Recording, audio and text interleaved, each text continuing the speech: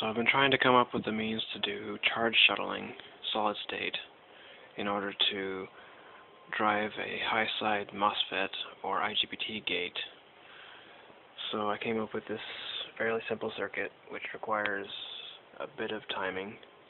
So I have 4 monostable multivibrators and 3 inverse channels by a 555 clock.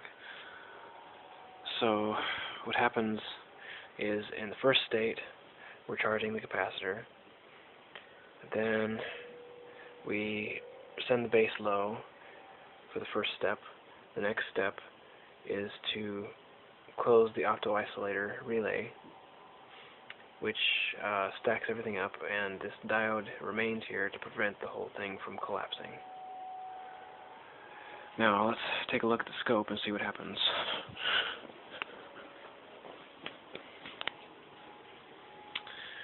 Okay, here we are. There's the 4 monostables. There's the 555. Control circuitry is running on 9-volt battery, and I have a reservoir capacitor which is momentarily to be charged to 4.5 volts if I press this button. I would make sure everything's off. So, reservoir is charged. Okay.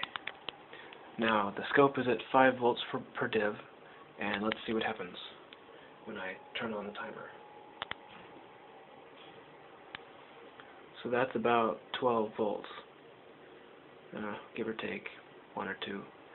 But since I have such a low capacitance on the reservoir, it drops quite quickly.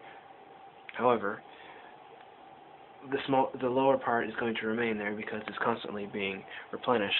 Every time it returns, this shuttle capacitor gets replenished through this transistor.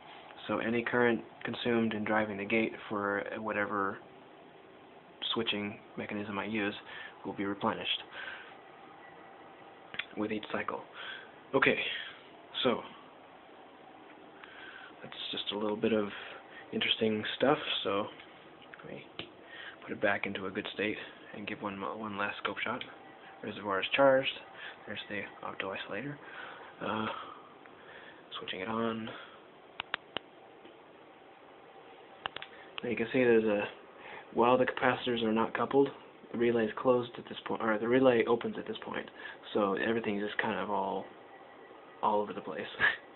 So I need to do something about that. And I'm just making it nice and smooth.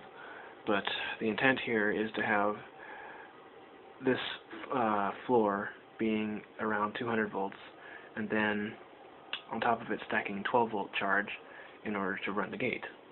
So there's the idea.